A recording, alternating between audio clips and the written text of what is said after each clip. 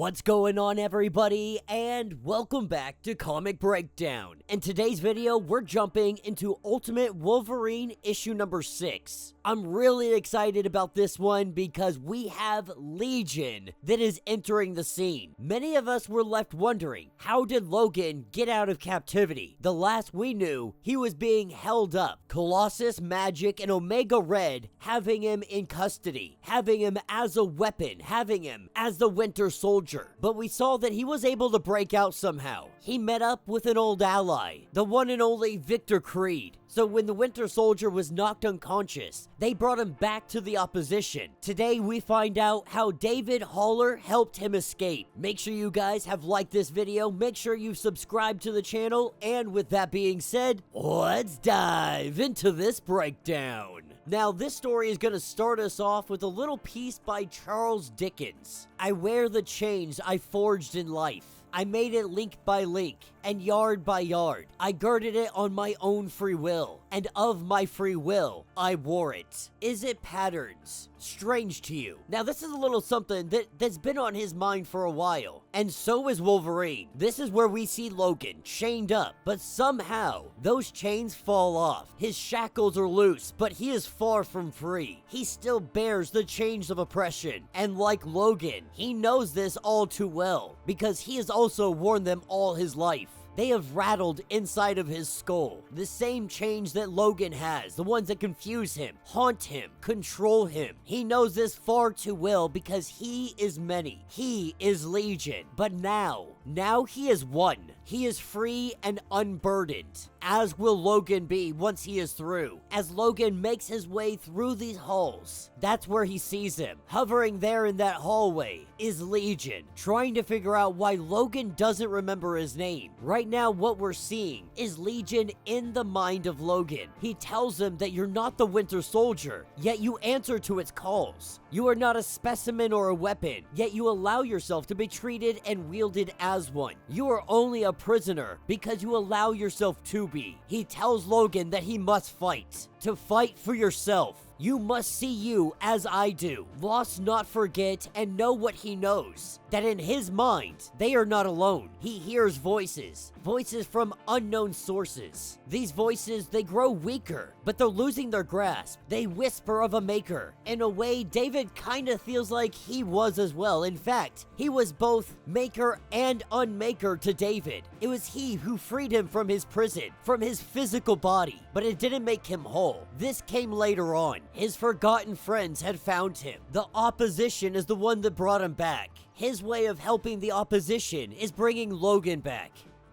While Colossus, Omega Red, and Magic believe that they are your makers, we can assume that they would truly never let him go. That's why he must fight. To use their own tool against them, to break free from his chains and fight. They wounded him, tortured him, stole his very life from him, but they are not yet fortunate enough to caress death's kiss. They may have taken his memories, his soul, but he was always a killer. They knew this. They knew it and exploited it. He tells them to take back control, to break through, to break free. That you know this, you are Logan. To feel it again, feel it in your bones. They've tried to take this from you. They've bonded your bones with an indestructible metal. Now that you're not theirs, that you never were, this is why you fight. You are the crack in their armor. You must see it. You must know it. You must use this. Take the chains that they have wrapped around you, that they have held you captive with, and use them. Master them as they have mastered you. But there is one that you must face no matter what. The one within you, your greatest enemy. The one who knows your every move, your every secret. This one looks at you, acts like you, smells like you, even thinks like you. But he must see, he must know that this is not him, that it never will be. This is when Wolverine is jolted to life. We see that he is in the room of the opposition, the beast around. Wolverine hooked up to a machine that is hooked up to none other than David Haller, aka Legion. As some of the mutants begin to greet him, we see a handful of very familiar individuals. asking him if he remembers who he is. He says, "I'm the best there is at what I do." That's when his claws come out, and Wolverine is ready for some vengeance. Before this comic ends, we pick up with the notes on the discovery of David Haller by Hank McCoy. The notes go as follows. His name was David Haller by all accounts. His mother, Gabriella Haller. Father is currently unknown. He was struck down in his childhood along with his mother, killed in a landslide that took the lives of over 300 individuals. He was dead until he wasn't. The opposition had hacked into the Republic's defense systems. They would do this quite frequently, but they typically would locate and plug the proverbial holes, take any information that they could get out of this, and use it to their advantage. But he discovered that there was a secret code laying underneath it, as if this code was hanging on to the ER defense code. He thought initially this was some kind of spyware, maybe some kind of malware. On a whim, he decided to dig into this code and see what it contained.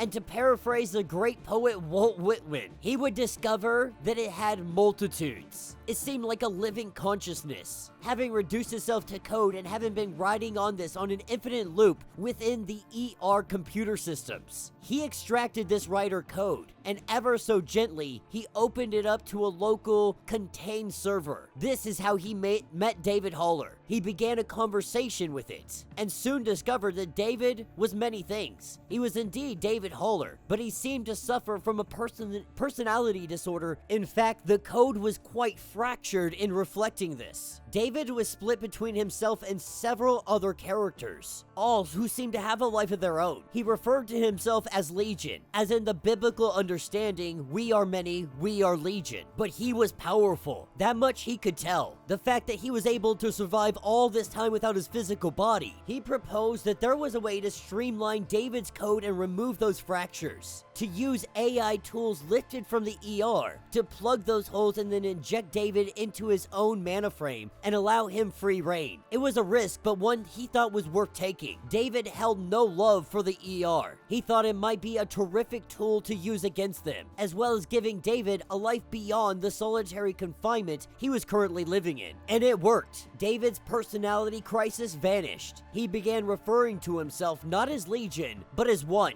To quote David's explanation, "We were many, now we are one." His existence inside of their computer systems has been a strange thing to behold, but he has been immensely helpful. He helps people suffering from PTSD or even worse things, plugs them directly into the one. He will go through their brain, deleting the so-called bad code that afflicts them, and they emerge themselves, freed from the turmoil that previously held them captive. This is all just the tip of the iceberg. He can hide them from satellite tracking, remove individuals from capture lists, all for the low price of letting him stay on their digital couch with free room and free board. Hank would go on to say that he believes without the assistance of David Haller, the opposition, it probably would have died a long time ago. But some have raised questions. Can David be trusted? Because why wouldn't you be able to trust him? And that is where this issue will end. Let me know what you guys think down in the comments. Definitely not a bad series so far. Ultimate Wolverine has been kicking butt, and this is no exception. Everyone was wondering how the heck did Wolverine get out of captivity after we saw the Phoenix brainwash him yet again.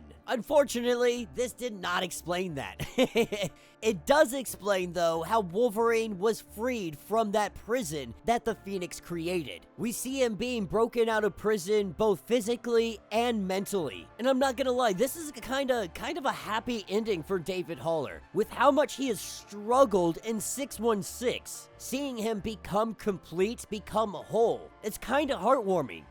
It's kind of nice to see that David Haller isn't suffering. He's actually kind of thriving. Now, this does bring up many questions. He technically only lives on this digital plane, but has the potential to go onto an astral-like plane as well, going into the minds of people. Is this more like the Matrix, or is this more inclined to the astral plane? I'm curious, with the death of his physical body, did he have powers still? Did those other split personalities still manifest abilities? Or was he limited down to what he was, just a digital entity that existed? I really do hope they explore this idea more, and we get to see what the true potential of him may look like in this new universe. But let me know what you guys think. Let me know your thoughts. Let me know your theories. If you want to get caught up on everything going on with this series, go ahead, check out the link in this description as well as the top of this video. It is going to get you completely caught up on everything that has been going on with the Ultimate Universe. If you would like to support the channel, you can always do so by joining the channel membership. Much like Patreon, having multiple different tiers, from $1 to $50, from loyalty badges to comics every single month. Not only would you be helping out the channel tremendously, you're also getting tons of perks in the process. Now, if you're unable to do this, do me a favor, subscribe to the channel, like this video, hit that notification bell, and with that being said, until the next breakdown.